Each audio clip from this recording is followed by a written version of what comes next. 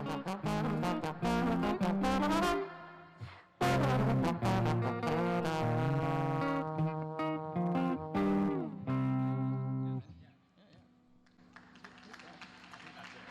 a cool chart. I did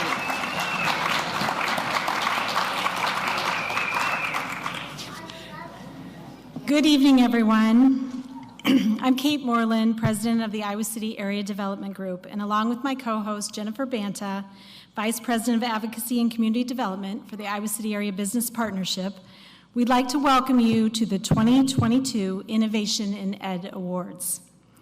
We also want to give a big thank you to Christian Montover and Killian Ritland from Liberty High School for providing us with music. Great job, guys. Thank you. You guys can take your instruments if you want, but thanks so much. It was excellent.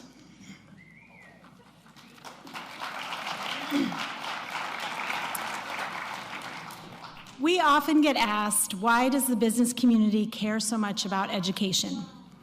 Besides the obvious, because it's the education sector that's producing the future workforce for our business community, education is such a critical part of the fabric of our culture and our history in this community. With the state's flagship research institution, our rapidly growing EdTech cluster, and our traditionally strong K-12 schools, education is simply the backbone and the identity of this community. There is no doubt this has been another challenging year and transformative year in education. While COVID continued to cause some great challenges for teachers and students, there were also great opportunities and successes we can all point to. The school year itself illustrates how critical it is that our students coming out of our education systems are more adaptable than ever before.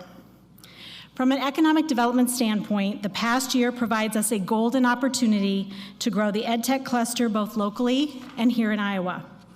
Our world is changing, and we need to continue to cultivate innovation in education if we want to have a place on the world stage and attract the talent we need. That is why we need K-12 systems that can develop innovative ways to teach students how to be resilient, lifelong learners, and problem solvers. It is also why we need to expose students to project-based learning and work-based learning opportunities so they have more knowledge of the wide breadth of career options available and they can develop critical skills. And it is most essential to support our students' social and emotional well-being. With the past few years of uncertainty, anxiety, and trauma, it has never been more important. This is a period in our history that we need to be willing to expand innovation, take risks, and try new ways to engage and support our students and our teachers. Our goal this evening is to celebrate the teachers, administrators, and supporters who are working to make our schools and our students into forward-thinking, creative examples of success all across Johnson County. Before we get to that, we have a few people to acknowledge, and I'll invite Jenny to do just that. Thank you, Kate. We at the Business Partnership have been presenting these awards for 26 years now and can honestly say that it's never been more important to celebrate educators, students, and administrators than now. As a parent and as a community member, I am so thankful for your patience, agility, and dedication to your students this year.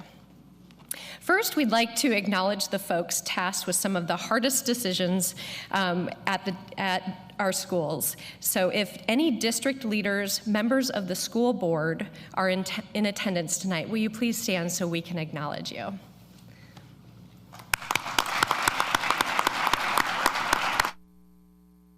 Thank you.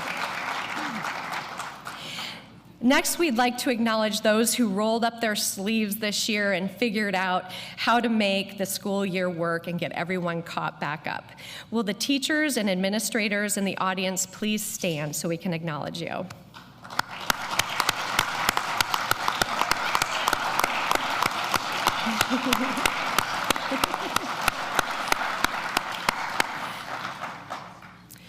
Thank you for all that extra time this year. Last but not least, I would like to thank our sponsors. Thank you to our lead sponsors, Midwest Dental. They've been sponsoring this for several years now, so thank you so much for that. I'd also like to thank our supporting sponsors, Dr. Suzanne Stock. If you're in the audience, maybe raise, oh, there you are, thank you. Pearson, Green State Credit Union, the University of Iowa College of Education, thank you, and the University of Iowa Healthcare. Thank you so much for sponsoring this. And of course, our contributing sponsors, American Family Insurance, Leggett Architects, and West Music. Thank you. I'd like to invite Dr. Will McBride and Dr. Carrie Tehan to the stage to say a few words from Midwest Dental. All right, thank you so much. Good evening, everybody. I'm Carrie Tehan. And I'm Will McBride. And we're the dentists at Midwest Dental. Will and I both attended the University of Iowa College of Dentistry. We quickly became friends and fell in love with the Iowa City area. So we are so honored to be the lead sponsor for the Innovation and Education Awards for the third year in a row now. We know education is the foundation of our community, and educators help set our kids up for success both in and outside of schools.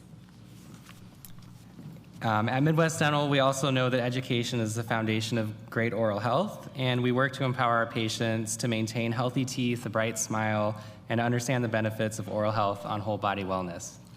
Our goal is to be gentle and to help make you feel comfortable. We treat kids and families of all ages, and we're accepting new patients, and we'd be honored to work with you and your families.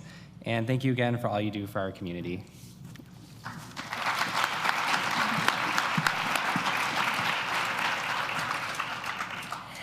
Thank you. And now I am so excited to introduce our speaker tonight, Dean Dan Clay. Dean Clay is professor and dean of the University of Iowa College of Education. Prior to this, Dean Clay served as the dean of the University of Missouri's College of Education. At the University of Missouri, he was also on the board of directors of the Missouri Innovation Center, a business incubator accelerator. Dean Clay is also a member of our Iowa Tech EdTech Collaborative as well.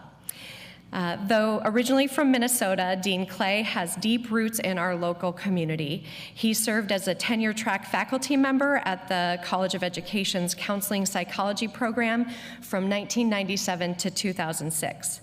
Clay is a nationally recognized scholar and fellow of the American Educational Research Association and the American Psychology, I knew I was going to mess that one up, Association, and is an award-winning author. I got that one right. In addition to his academic success, Dean Clay is also a successful entrepreneur involved in business startups inside and outside of education. Help me welcome Dean Clay. Thank you, Jenny, and welcome everybody tonight. It's a pleasure to join you again here this year. I remember last year when we came together for this event, it was a little scary because it's the first time a lot of us had been together in the same room after COVID, and that COVID thing still keeps hanging around, but we're able to enjoy a better sense of community now, so it's a pleasure to see you all here. This is always a special night each year to recognize the people who are innovators in education, and it's hard, I know, to pick amongst the unbelievable amount of people in our community that care so much about education. You know, when COVID hit, it was the largest education experiment in the history of our world, where millions of school kids all over the world were sent home overnight and weren't able to return. And what a huge, huge change that was for so many people. And there are a lot of bad things that happened in COVID and continue to be a difficult challenge. But one of the neatest things that I think happened is that many people around our country and indeed around the world began to recognize just how important our educators are in the lives of our children, and the impacts on our families and our whole communities. There are lots of parents and others who had to teach their kids from home, and wow, teachers really do a lot. They deal with a lot of stuff, and they learned that through COVID in ways they never would have before. Another thing that happened is the mental health challenges in our schools became kitchen table conversations around the country at a time when those of us who work in education were well aware of the challenges and issues we face with mental health. But for a lot of people in this country, it was a wake-up call to the challenges we have in mental health, not just in our schools, but in our whole communities. So tonight, I'm just going to talk a little bit about the mental health issues in our schools and on hopefully a positive note. So many of you have seen that mental health is becoming a very popular topic in our mainstream media. Here's a picture of Simone Biles, as you know, who took a partial break from her Olympic competition and was very outspoken about the issues of mental health that she was facing. It seems these days that it's constantly in the news, and oftentimes it's with tragic news to share. Many of you may have seen just yesterday a college athlete, Lauren Burnett, a softball player, ended her own life. She played for James Madison University. Now here's a college student at an excellent school. She had just been named Player of the Week for her conference. She competed in the College World Series last year, and she seemed to have everything together and be doing so exceptionally well. Many of you may also remember Katie Meyer, the Stanford student, the soccer player who seemed to be doing exceptionally well, also ended her life. And for a lot of us, it's hard to understand when people we see that seem to have all the things that we think are important in life really struggle with their mental health. It's hard to understand that. So let me just ask of you, how many of you, raise your hand, have been impacted by mental health with a student in your classroom, the education colleague or professor or peer in your schools that have had mental health issues, or a family member? How many of you have been impacted by mental health? Just about everybody in this room. It goes to show you what a significant and important issue that is. So Kate and Jenny both mentioned the impact of COVID and how that's really changed a lot of things about the way our educators are working in their schools. In addition to moving classes online and those kinds of stressors, really there's a significant amount of cumulative stressors and traumas that are piling up on our kids and on our educators. People experienced loss, they had fear and anxiety about the future, and for a lot of us, uncertainty and fear about what might happen when we return back to school, hoping that it'll return to normal when we aren't sure really what the new normal is. So we've collected some data. This is a colleague of mine at the University of Iowa College of Education, Dr. Allison Brune, surveyed 470 special education teachers and asked them, on a scale of 0 to 10, how well do you think you're meeting your students' needs, either social, emotional, or behavioral needs? And what you see here as the mean score is well below 5, indicating that teachers report that they don't feel like they're meeting the needs of their students in any of those 3 areas. When you think about why we get into education, what matters the most to us, what we care about, why we go to work every day, it's to have the impact on students. And when you ask teachers, do you feel like you're meeting your students' needs, and the answers look like this, that's a troubling sign. Now, I'm going to just show you about the first 60 seconds of this video, and then we'll move on. But I just wanted to give you a sense of just how national this issue is, and then we'll bring it back closer to Iowa here. Clearing in the pandemic, we're seeing just how dark it got for many teens. The Centers for Disease Control and Prevention this week released findings from a recent survey. They asked nearly 8,000 high school students to share how they felt in 2020 during the height of lockdown. The survey revealed abuse at home. 55% said they were cursed at or verbally insulted by an adult. More than 1 in 10 teens said they were physically abused, and 66% said they found it difficult to complete their schoolwork. I would say that the study findings were pretty accurate for what we're seeing. Amy Baker is a social worker on special assignment in the Beaverton School District. She knows teens are suffering. And I think sometimes we forget that there's a corresponding science of resilience. She says school staff members We can stop now. What I just wanted to give you another indication, the study done by the CDC on 8,000 students shows just the impact and the cumulative effect. What I worry about, of course, is that these multiple stressors are cumulative. So students are falling behind in their work, teachers feel like they're not being effective, and that stress compounds each other.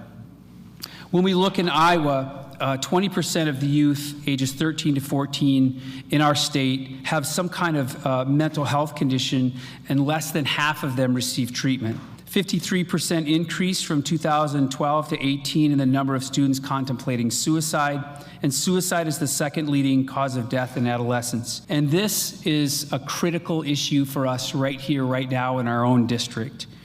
I don't know if you saw in the Press Citizen just today the lead article on mental health and suicide in schools.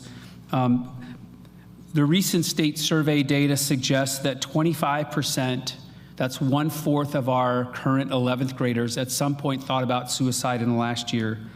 In Johnson County alone, from 2019 to 21, 13 young men and women in our community under the age of 19 ended their life. And I can tell you, I have 3 sons, and 2 of my sons here in the Iowa City School District have each lost a classmate to suicide in the last few years. So this is a crisis within our schools and with our own community. So when you think about that impact, then what's the impact on teachers? This is just a screenshot of a Facebook group that's called Teaching During COVID-19, and it's where teachers go and share their experiences.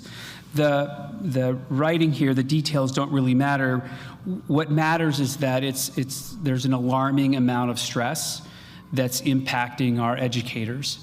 And so the additional workload from teaching remote, and for those of you that taught remote, knowing that teaching in a hybrid method is even more work than teaching remotely.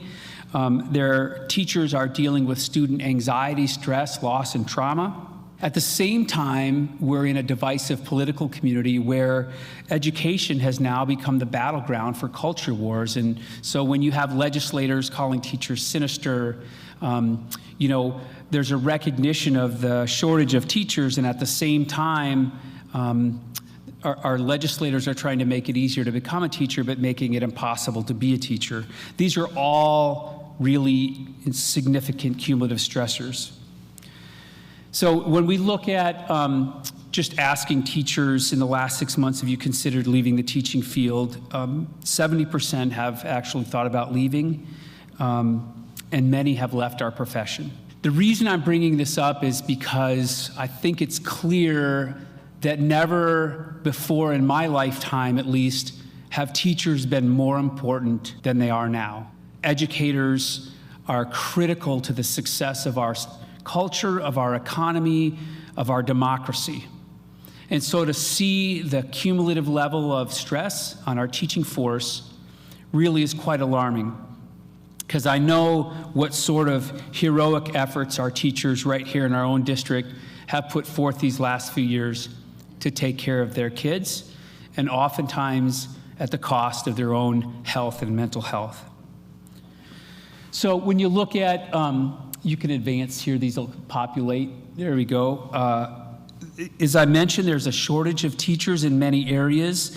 When you look at rural areas, there's a shortage both to teachers but mental health professionals as well. There's a high level of burnout and attrition. And as I mentioned, the teaching, whoever thought that teaching would become the battleground of politics?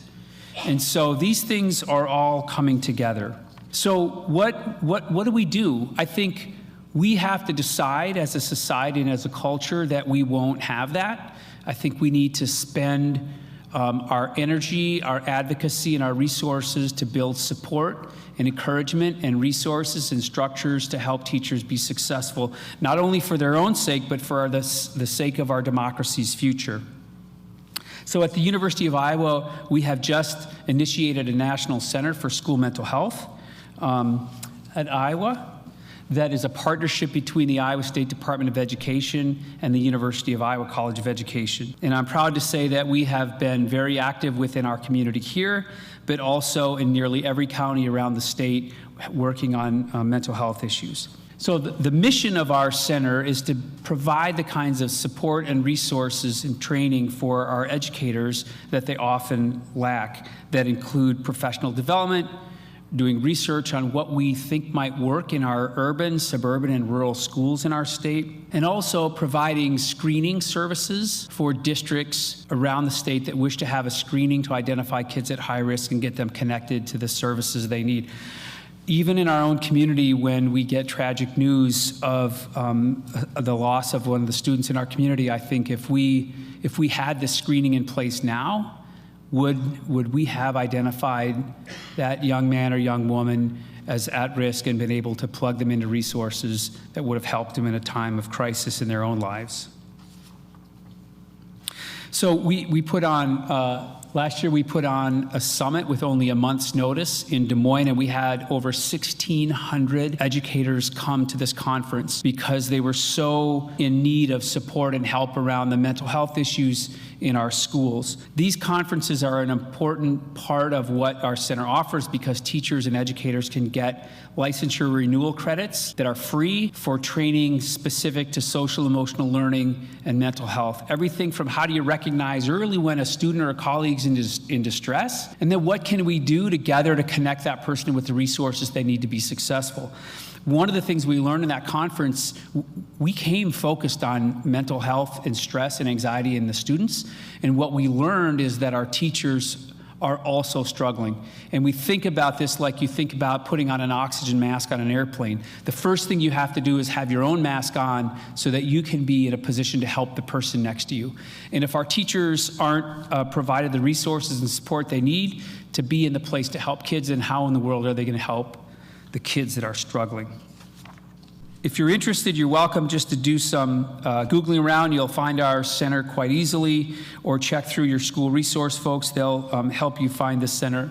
You can advance a couple slides here. So we offer a free webinar series to educators around professional development around mental health and social emotional learning. And it's not just the mental health when there are stress and anxiety, but how do we help our kids learn the basic skills of empathy and resilience and coping, the kinds of things that are so important for their success in schools, but are so important for their success in life as well.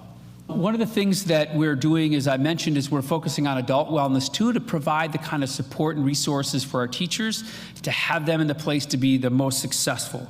And so that's a very big focus of ours. So let me just wrap up by saying congratulations to all the awardees tonight. It's a really, really difficult time to be an educator, but never, ever in my lifetime has it been more important for us to support and recognize and encourage and reward the people whose heroic actions in our classrooms, in the hallways, in the principal's office, in the counselor's office, and in the lunchroom. Those heroic efforts to support our kids during a time of incredible, incredible stress in their lives. The mental health issues are taxing on our system, and we are obligated to provide the support of our teachers and our educators to help them because they're the real heroes. So we're here to support you. Thank you, thank you, thank you, thank you, thank you for everything you do to support our schools and our kids.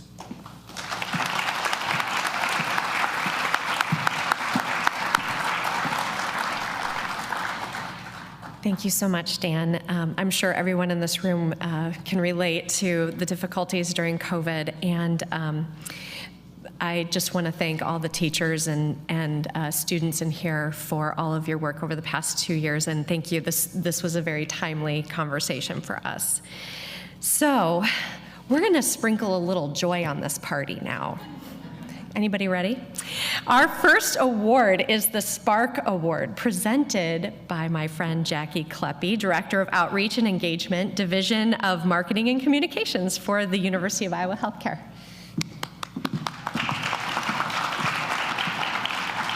Thank you, Jenny. The Spark Award is given to an administrator who goes above and beyond what is expected in order to create a learning environment where all students have a chance to succeed and all instructors feel the freedom to innovate. This year's award is going to Katie Christensen.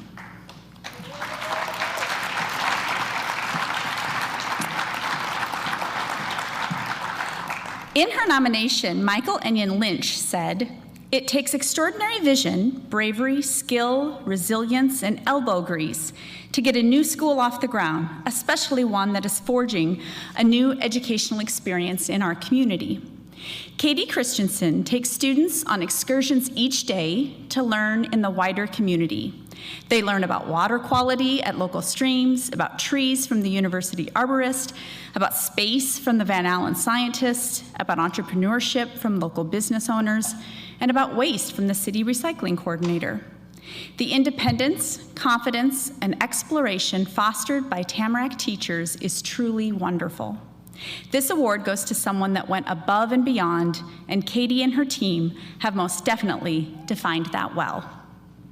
I am honored to present one of the Spark Awards to Katie Christensen with the Tamarack Discovery School. Congratulations, Katie.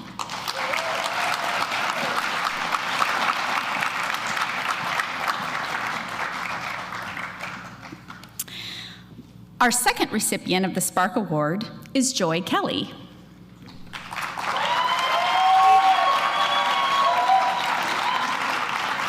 Joy is the head of school for Regina Catholic Education Center. Now, we did receive 11 nominations for Joy Kelly, but unfortunately we can't read them all here this evening, but we are going to highlight a few of them. Student Sam Atchison wrote, "When having a conversation with her, she asks how you are doing and cares about what is going on in your life. As a head of school with many commitments, she always spends time to talk with her students. I believe she should receive the Spark Award because of her kindness towards her students, along with her leadership she demonstrates in communication with the school community." Elena Welch wrote, "Joy Kelly was the spark we needed to not only persevere during these trying times, but the spark that helped us grow and excel. She is the spark that helped us dream again. She continues to be the spark that moves us forward." I am honored to present the next Spark Award to Joy Kelly with Regina Catholic Education Center. Congratulations, Joy.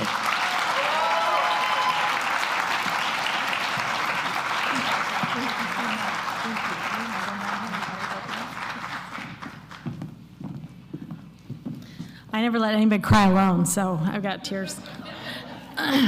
Thank you, Jackie, and congratulations, Katie and Joy.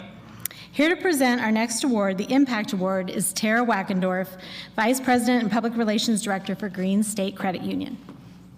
Thank you, Kate. Hi, everybody. The Impact Award is given to someone who embraces 3 core goals: to inspire, innovate, and achieve. The pursuit of these first 3 goals culminate to realize a 4th: impact on teachers, students, and their community. These people have the ability to impact others through inspiring, innovative, exceptional, unprecedented, and/or extraordinary components. This year, there are 3 individuals who are taking this award home. The first being Andrea Zabibu, an 8th grade student from Southeast Junior High.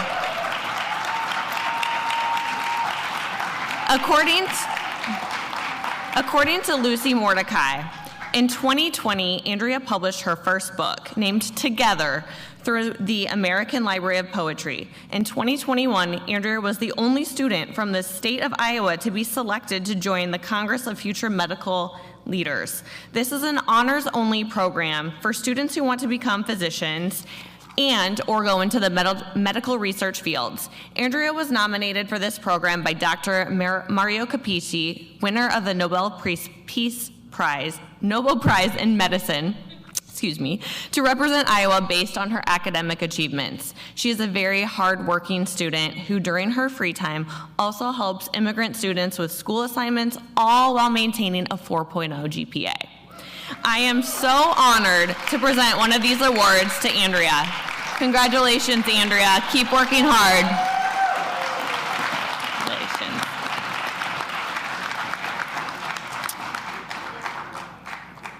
Our next recipient of this award is with the West Branch Community School District, Marty Zimmerson.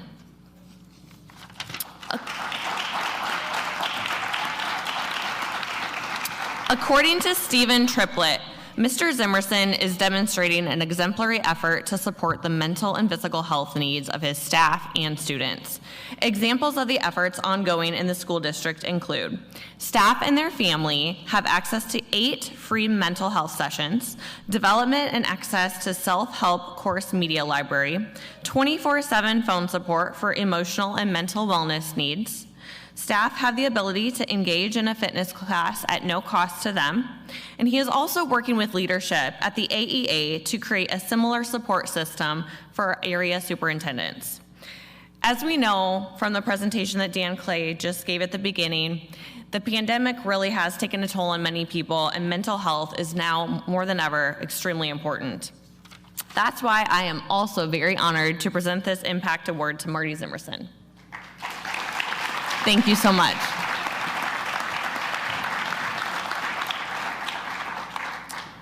The last recipient of the Impact Award is going to someone within Liberty High School, Melissa Neese.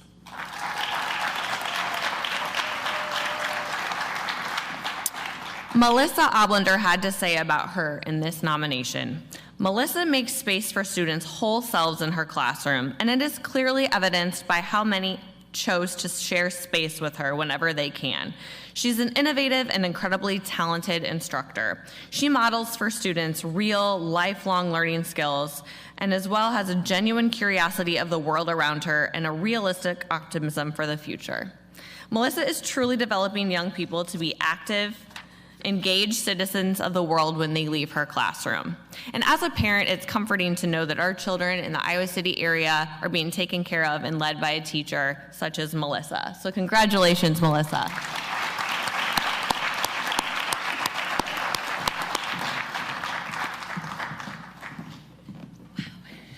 Thank you, Tara.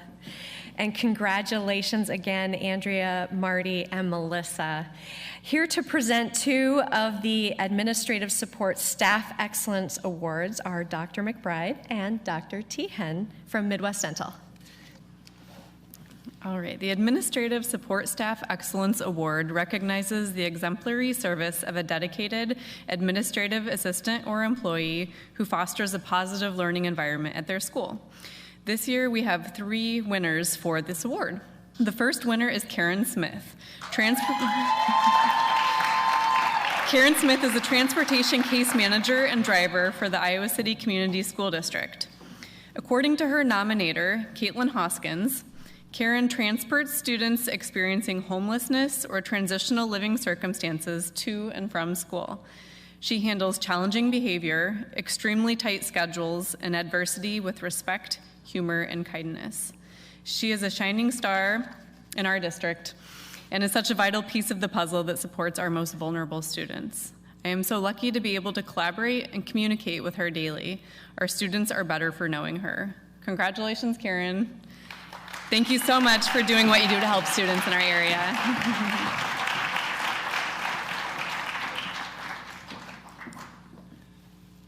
Our next winner of this award goes to John Bacon, principal at Hitty City High School.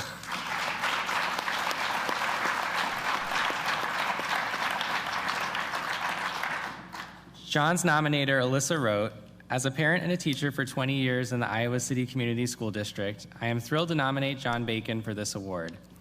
He truly values academics and education and aligns his leadership, skills, and resources with the school's mission, learning goals, beliefs, and values. He hires teachers with remarkable credentials and field experiences. Our son is blessed to have City High teachers with advanced degrees such as law and engineering. His success extends beyond his capacity to recruit and retain teachers. He's also very present in his building, whether that be talking to students at lunch, monitoring classes, and so forth. He's also at every City High event, including football games, dances, plays, and music events. Mr. Bacon is an outlier in this district and should be commended for his commitment to the district's goals and his fantastically enthusiastic and contagious disposition, his connection with students, teachers, and parents, and his overall winning leadership qualities. And I must personally take a moment to add that coincidentally, John is my new next door neighbor. And I can vouch that he is, in fact, an excellent human being and a good neighbor, and also that he is never home because he's always at the school. So absolutely deserving of this award. So congratulations, John, and thanks for being a great leader to these students. And to help present the final winner of this award, we'd like to invite Katisha Bungu to the stage.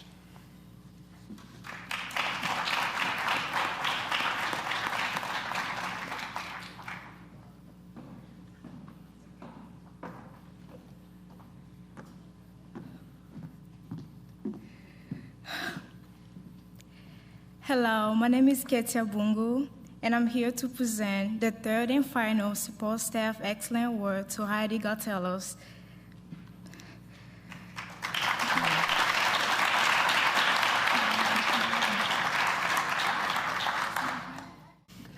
In my nomination, I wrote, I'm sorry.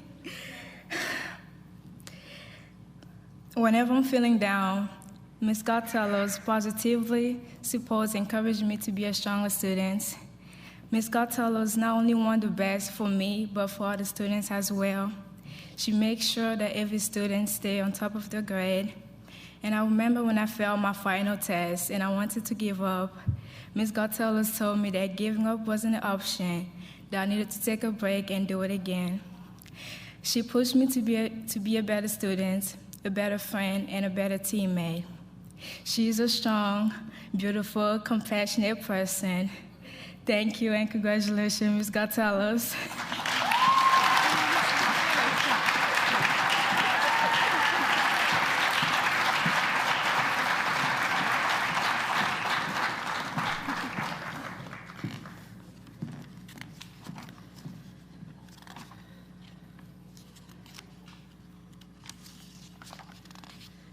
Congratulations to all three of this year's winners. You're all doing such important work at your schools, and we're so grateful to have the opportunity to recognize you.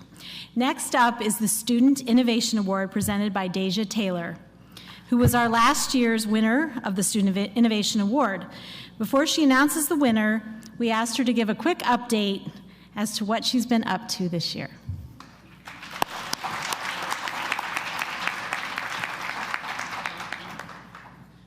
All right. Well, hello and good evening, everyone. Seems different from up here. So, yes, I'm Deja Taylor. Most people call me a head nerd, that girl that was on Ellen, or the one who did the Stitches thing. And all of those are true. I claim all of those titles. And I am very, very happy to be with you all tonight and pass the torch on to our next Student Innovator of the Year. Before I do that, it's been an entire year since I've been here, which is crazy considering how much can change in a year. I've had the honor of inspiring students all around the globe with just being myself and really walking in my purpose through equity and innovation and just authenticity, right? So from preschoolers embodying my persona for school projects to social media collaborations with Vice President Kamala Harris, I have really had a wonderful year in maintaining this outreach that I've really dedicated myself to in our community, most specifically through Southeast, which I was a student, and West High, of course, and even Hills Elementary. So I'm so very honored to have the time to tell you that that I've been continuing my promise to our community and making sure that I'm still pushing forth with the equity and authenticity as we're here today. So thank you so much. So now to officially pass the torch, the Student Innovation Award recognizes a student for their achievements and efforts to exceed expectations in their studies during the 2021-2022 school year. The ideal candidate demonstrates an innovative mindset exemplified by starting a new creative or entrepreneurial endeavor or program, as well as a desire to uplift others and challenge challenge and change their school community and beyond. It's so exciting to be back up on this stage, as I've mentioned, and instead of receiving it, I'll be able to push it forth. This year's award is going to Cassidy Jackson from Clear Creek, Amana.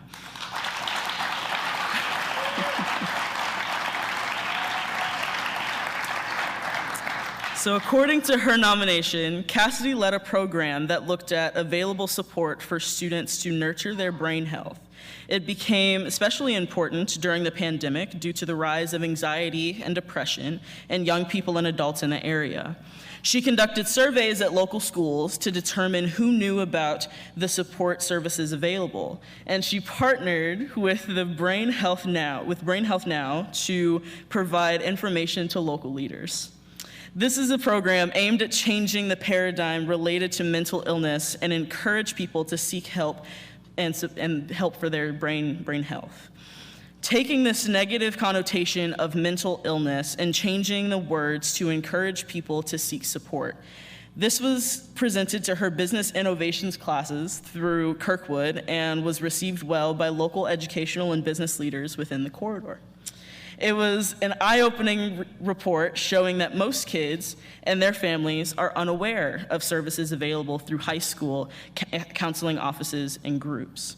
Cassidy is a phenomenal example of using an innovative entrepreneurial mindset to change the world in her community. I am so happy to present this Student Innovation Award to Cassidy Jackson. Congratulations. Yes, thank you.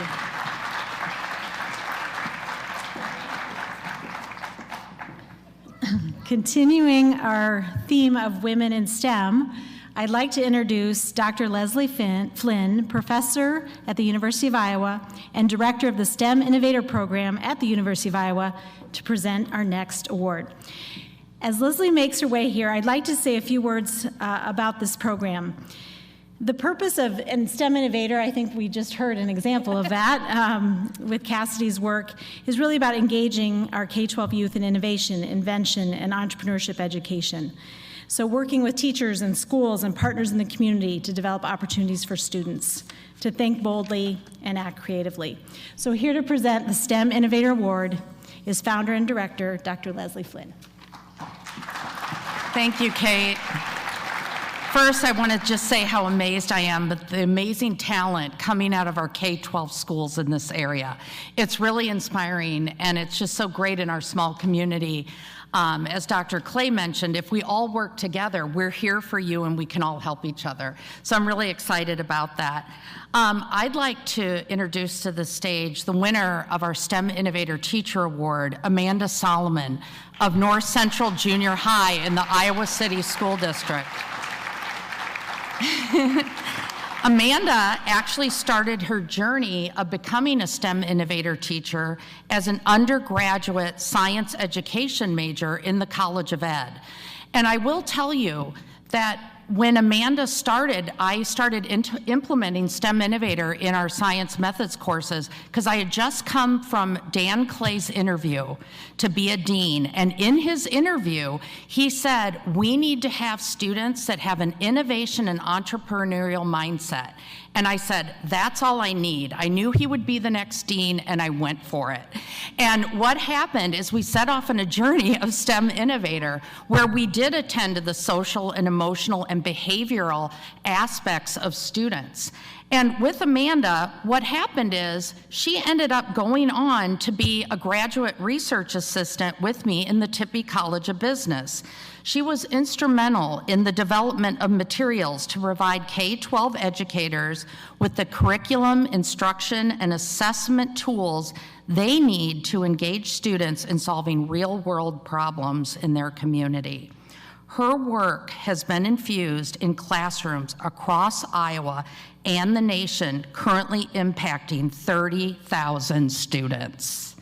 Now, as an 8th grade educator in the Iowa City School District, she is the first junior high educator to fully implement the program into practice.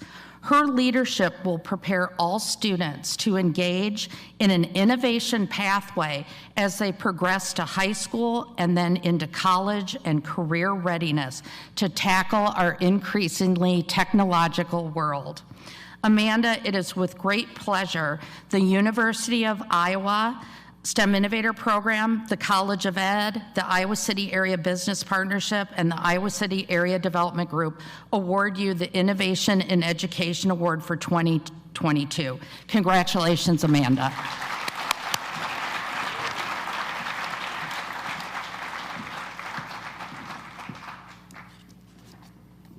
Congratulations, Amanda. And thank you, Leslie. Next, I'd like to invite Dan Clay back to the stage to present our next award, the EdTech Company of the Year.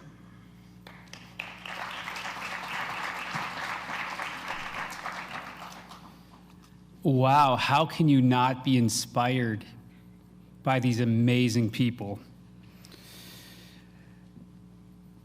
The EdTech Company of the Year Award recognizes an Iowa City area-based education technology company that has demonstrated or facilitated classroom innovation, has supported the growth of the Iowa City area as an education technology hub, and who has given back to our community. This year, I am pleased to recognize Higher Learning Technologies.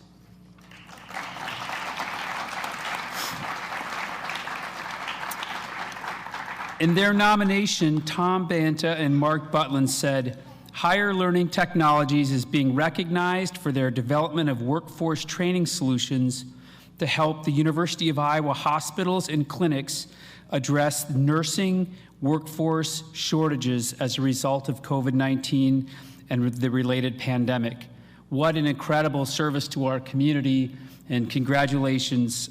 Here to accept the award is Adam Cooney, co-founder and Chief Growth Officer at Higher Learning Technologies. Congratulations, Adam, and thank you for your fantastic work.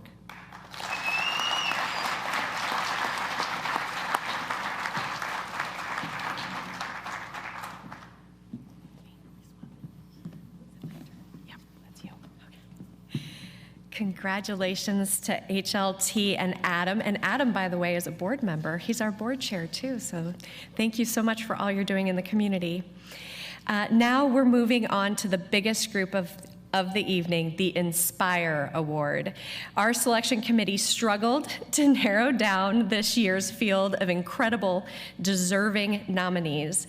So join Kate and I to kick off this presentation of not 1, 2, or 3, but 6 award recipients. Please welcome Dr. Suzanne Stock, an orthodontist here in Iowa City, to present a few of these awards. Thank you, Jenny.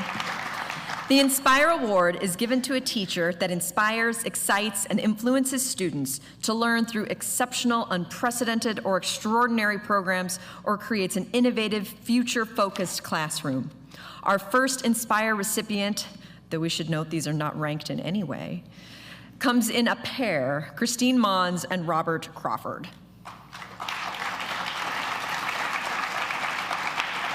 Christine and Robert are both City High STEM teachers and robotics coaches. Nominator John Bacon says, they make learning come to life in the classroom with their Project Lead the Way engineering courses, math classes, and science classes. As coaches for the FTC robotics team, they guided the group to the state tournament this year. They selflessly give their time spending weekend after weekend supporting students in practice and competition.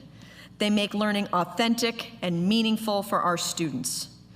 They have done truly incredible work building the City High robotics team into an outstanding program. They truly deserve this honor. Congratulations, Christine and Robert.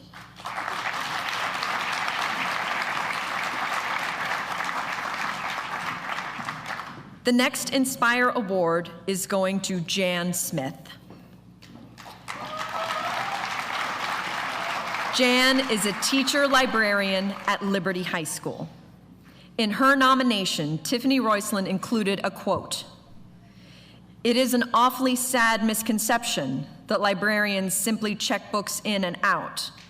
The library is the heart of the school, and without a librarian, It is but an empty shell. Jarrett Krzaska, children's author. Tiffany's nomination reads, Jan is truly the heart of the school. Building the library from the ground up 5 years ago, Jan selected each and every book that lines the shelves. In the throes of the pandemic, she got those books, as well as thousands of textbooks, into the hands of our students so they could continue to learn remotely. Jan goes above and beyond to create a safe, supportive learning environment in the Liberty Library. As Jan rides off into the sunset of retirement this spring, we will be left with an empty shell. Our heart will leave the building, but the impact she had on students will live on. Jonna and Peggy wrote, Jan may not fully realize her impact, but she also inspires her colleagues. Whether it is just inquiring about family, doing a deep dive into a novel, or collaborating with various clubs, Jan makes her peers know they are important. Jan's library is a place of learning where students and colleagues are comfortable. Jan inspires people to do more, be their best, and create exciting curriculum. She has positively impacted too many teachers to count. Please welcome Jan Smith to accept her Inspire Award.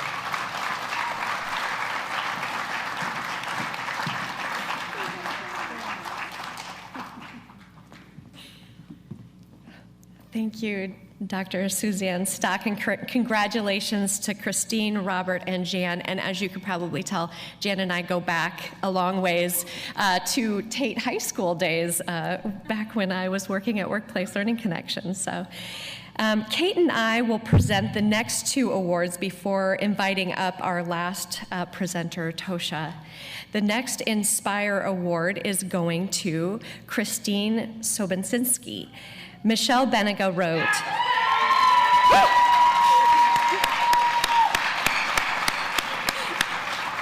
Christine encourages her students to stretch their wings. This year, in partnership with the 5th, 6th grade teacher, Christine's class spent the fall studying the incredible mural landscape sprinkled throughout Iowa City. They met artists, discussed the purpose of their art, the importance of celebrating street art, and then took what they learned from these exceptional experiences and created a mural landscape that involved every K through 6 students in brightening up one of our classrooms, fondly referred to as the Peaceful Prairie. As Willow Wind's school community continued to navigate the ups and downs of the pandemic through another school year, Christine has served as an incredible supporter of her colleagues as well. When colleagues ask, who would you like to celebrate today? Christine's name is often the first to be shared. No matter how busy, she always has time to listen to her colleagues, provide support, brainstorm curriculum ideas, and share her infectious laugh with those around her. She is treasured by her students, respected by her classroom parents, and valued by her colleagues. Congratulations, Christine.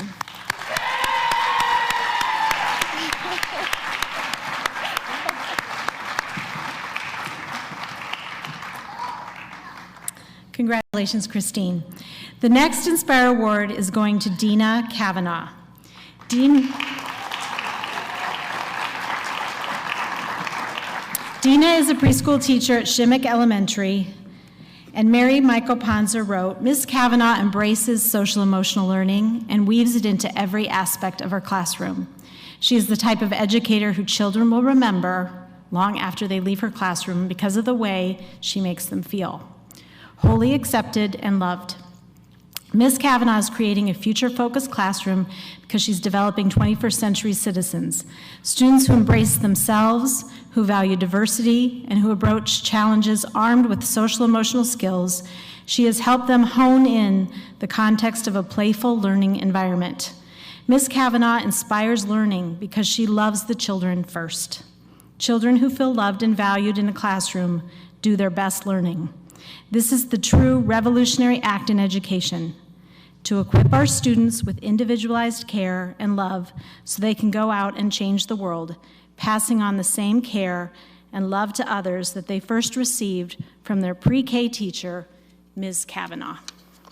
Thank you for everything you do to prepare our future workforce.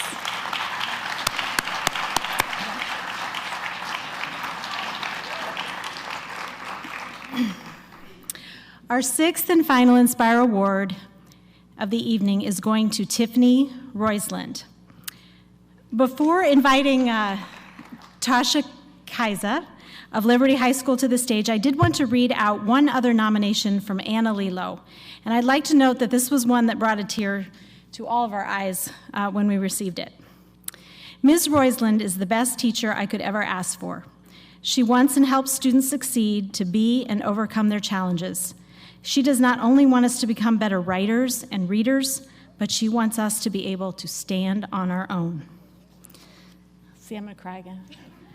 Just like the eagle helping her children stand on their own so they can learn how to overcome their challenges in the future, in my sophomore year, my grades were falling. I did not know what to do because I was really stressed to even think of a solution for my grades. An angel she was. She came and helped me through my difficult time. Come on, Anna, you can do it. You just have to work hard and I can help you, she said. I was touched. She did not only encourage me, but was willing to help me because no one has ever done that for me since I started going to this school. She is like a second mother to me who's teaching me which path to run. And now to read our second nomination for Tiffany Roisland is Tasha Kaiza of Liberty High School.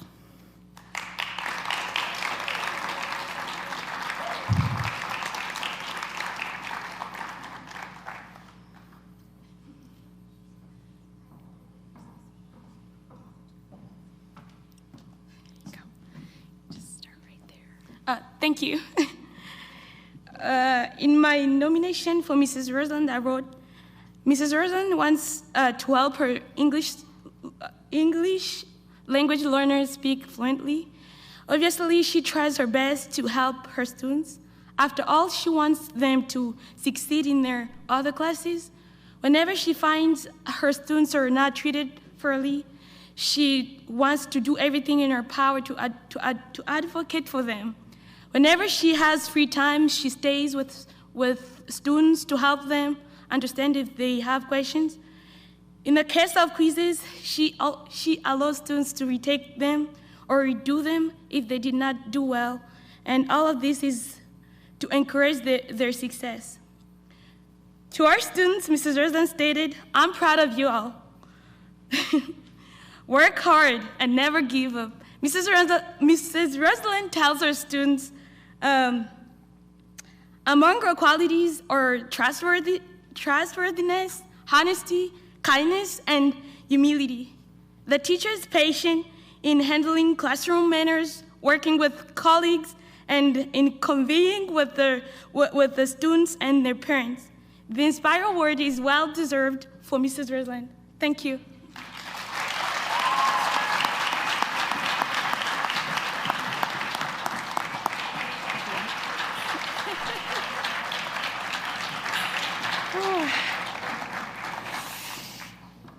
Congratulations, Ms. Roisland. Thank you.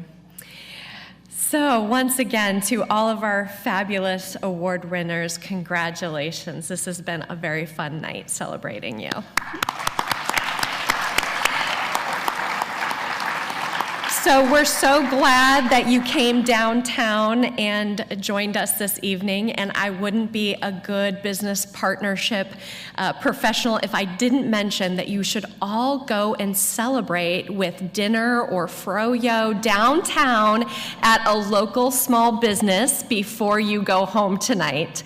And if you're watching online, please visit a small business near you during Mother's Day, or maybe Teacher Appreciation Day is coming up as well, so go out and buy a gift for your favorite teacher.